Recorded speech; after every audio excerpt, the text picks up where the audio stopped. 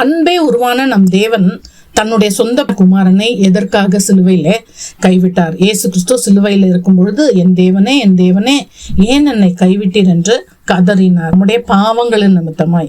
ஏன்னா பிதாவானவர் பரிசுத்தர், அவர் பாவத்தை பார்க்க மாட்டாத சுத்த கண்ணர். சோ உலகத்தின் பாவங்களை எல்லாம் அந்த குமாரன் சுமந்திருந்ததுனால அவரை பார்க்க மாட்டாமல் அவரை அங்கு கைவிட்டார் என்று சொல்லி பார்க்கிறோம். அடுத்தது பழைய ஏற்பாட்டு நியாயப்பிரமாணத்தின்படி சாவுக்கு ஏதுவான பாவம் செய்தவன் 2-3 சாட்சியெல்லாம் சொல்லி இவன் தப்புதான் என்று சொல்லி அந்த பாவம் உறுதியான பிறகு அவனுக்கு மேல ஜட்ஜ்மெண்ட் ப்ரொனவுன்ஸ் பண்ண பிறகு வேதம் சொல்லுகிறது, இந்த தீமை நடுவிலிருந்து விலக்கி போற்று. சோ சாவுக்கு ஏதுவான பாவம் செய்தவன் ஜனங்களுக்குள்ளர இருக்கக்கூடாதுன்னு சொல்லி பார்க்கிறோம். மூன்றாவதாக தேவனுடைய உடன்படிக்கையை முறித்து போட்டவர்கள் ஜனத்தில் இராதபடிக்கு அறுப்புண்டு போக கடவர்கள். they shall be cut off from the people என்று சொல்லி பார்க்கிறோம்.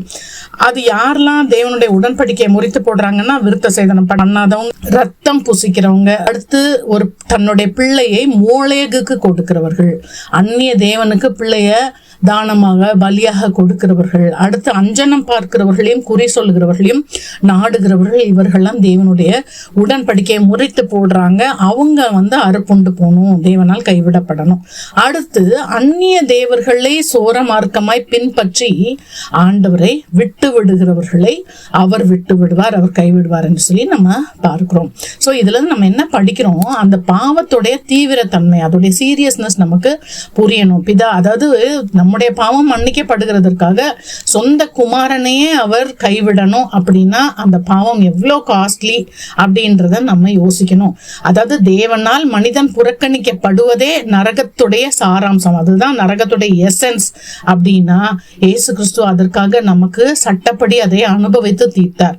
சோ பாவத்தை குறித்து நம்ம லைட்டா எடுக்காம அதை சீரியஸா நம்ம டீல் பண்ணோம். அடுத்து இதுல பிதாவினுடைய நம்ம மேல அவர் வைத்த அன்பு, சொந்த குமாரனையே நமக்காக கொடுக்கத்தக்கதாய் உங்களையும் என்னையும் அவர் அவ்வளவாய் நேசித்திருக்கிறார். அடுத்து இயேசு கிறிஸ்து பிதாவால கைவிடப்பட்ட பொழுதும் அவர் என் தேவனே ஏன் என்னை கைவிட்டீர்னு அவரை தான் சாடுறாரு, அவரை தான் கூப்பிடுகிறாருன்னு சொல்லி நம்ம பார்க்கிறோம். நாமும் அப்படி இருக்கணும். நாம் ஏற்றுக்கொள்ளப்படுவதற்காக இயேசு கிறிஸ்து நிராகரிக்கப்பட்டாரா? ஜெபிப்போம்.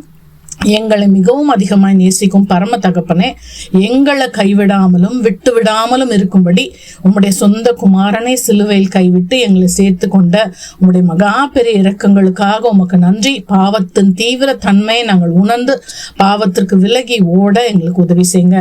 எந்த சூழ்நிலையிலும் உம்மை அண்டிக் கொள்ளவும் எங்களுக்கு உதவி செய்யுங்க. இயேசுவின் நாமத்தில் பிதாவே, ஆமென்.